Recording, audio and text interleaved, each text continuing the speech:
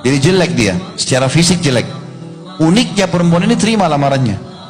Sampai jadi buah bibir. Kok bisa si cantik memilih si jelek? Apa alasannya nih? Memang laki-laki ini subhanallah digambarkan jeleknya luar biasa. Karena ada orang disepakati jeleknya, ada orang disepakati gagahnya atau cantiknya kan? Ada orang begitu kita lihat, oh ini semua orang bilang, oh ini gagah, oh ini cantik. Ada juga orang begitu dilihat, oh ini jelek. Ada juga orang yang tengah-tengah, ada yang bilang jelek, ada yang bilang gagah. Oh, biasa manusia begitu ya, ciptaan Allah SWT. Tapi subhanallah ada orang yang disepakati, termasuk orang ini. Semua orang lihat pasti orang bilang jelek, makanya diberikan julukan si jelek yang soleh. Kalau istrinya si cantik yang si cantik yang soleha, gitu kan? Diterima lamarannya. Orang semua bertanya-tanya, apa rahasianya laki-laki ini? Kok bisa perempuan ini mau? Bismillah, walhamdulillah, wassalatu wassalamu ala rasulillah. Assalamualaikum warahmatullahi wabarakatuh. Teman-teman sekalian, tentunya kita semua menginginkan untuk memiliki pasangan hidup dengan paras wajah yang bagus. Namun di sini ada hal yang menarik yang diceritakan oleh Ustadz Khalid Basalamah, yaitu seorang wanita yang memiliki paras wajah yang cantik, memiliki paras wajah yang bagus, terlebih dia juga seorang yang solehah. Namun ia memilih untuk menjadi seorang istri dari seorang suami yang memiliki paras yang buruk atau paras yang jelek. Namun di sini seorang suami ini, dia merupakan lelaki yang soleh. Hal ini tentunya memunculkan tanda tanya, mengapa wanita yang cantik dan soleha ini tidak memilih atau mencari seorang pria yang tampan dan soleh? Apakah memang ia tidak menemukan seorang lelaki yang tampan dan soleh? Apakah di tempat ia berada atau setiap laki-laki yang melamarnya tidak ada yang memenuhi kriteria tersebut, yaitu tampan dan soleh, ataukah bagaimana? Ternyata teman-teman sekalian, si wanita ini memiliki alasan yang unik, di mana alasan ini sangat jarang sekali kita temui, atau mungkin tidak pernah kita temui pada kebanyakan manusia. Alasan ini adalah alasan yang tidak berorientasi kepada duniawi, melainkan berorientasi kepada akhirat, berharap pahala dan kebaikan dari Allah. Masya Allah. Dan memang seperti itulah keadaan dari hamba-hamba Allah yang bertakwa, hamba-hamba Allah yang soleh. Mereka menjalani kehidupan ini adalah orientasinya untuk akhirat, bukan semata-mata mengejar duniawi. Nah teman-teman sekalian, kita simak selengkapnya dari Ustadz Khalid Basalamah. Ada sedikit kisah di sini, tapi ini kisah cuma selingan saja ya. Di Irak pernah terjadi.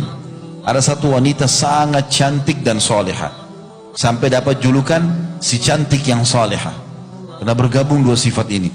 Terkenal fisiknya, kulitnya, paras wajahnya, segala macam, jalur keturunannya bagus, soleha lagi, luar biasa ibadahnya.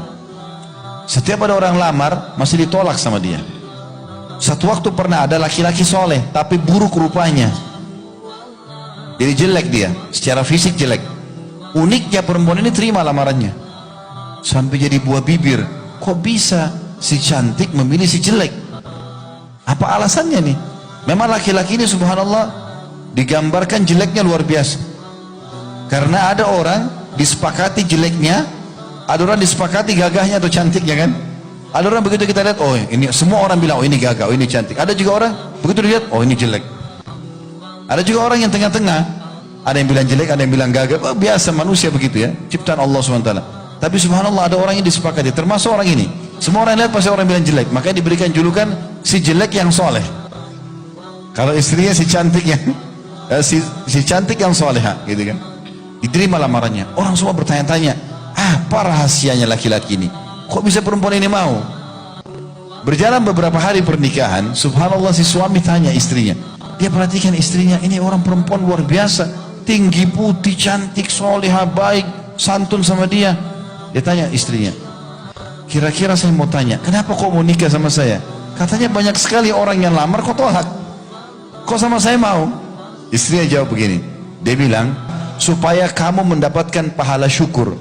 Setiap kau lihat saya, kau akan bersyukur. Dan supaya saya dapat pahala sabar. Karena setiap lihat kau, saya akan sabar. Allahu alam di zaman sekarang ada nggak perempuan begini? Maka selalu bersyukur teman-teman. Alhamdulillah Allah kasih orang ini, alhamdulillah Allah kasih, ya. Supaya memang betul-betul kita bersyukur. Oleh karena itu teman-teman, tutupi mata kita dari hal-hal kekurangan pasangan. Udah, yang kita ingat kebaikannya. Sampai kata Nabi SAW, tidak layak seorang laki-laki mukmin membenci istrinya yang mukminah. Kalau dia temukan ada kekurangannya, maka dia akan temukan kelebihan dari sisi yang lain. Pernah ada seorang anak muda datang kepada seorang syekh di Saudi, dia mengatakan, "Syekh, saya sudah berumah tangga 20 tahun dengan istri saya.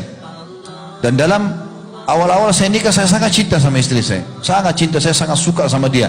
Berjalan waktu, ada anaknya 1 mulai berkurang, anaknya 2 mulai berkurang, sekarang anak 5. Dan sudah 20 tahun saya berumah tangga. Hilang itu, perasaan itu sudah hilang. Saya sampai merasa jenuh, dan tidak merasa mau mendekati dia segala macam. Apa saran Anda?" Kata syekhnya, "Kau mau kembalikan cintamu lagi?" Kata dia, "Iya, tentu saja." Kata syekh, "Turunkan pandanganmu dari yang haram, maka kembali cintamu pada istrimu." Permasalahannya, tontonanmu ini selalu kau tonton yang lebih muda dari istrimu, kamu tonton yang lebih cantik, ya jenuhlah kamu sama yang ini, gitu kan? Apalagi dilihat sama dia orang bule, orang ini, orang itu, mengkhayal lah macam-macam. Maka subhanallah, resep sederhana. Orang kalau lihat yang haram maka berbahaya bagi dia. Naudzubillah. Orang sudah lakukan itu bertobat kepada Allah. Tapi ini contoh langkah-langkah syaitan, menghilangkan simpatik, ini semua masuk dalamnya.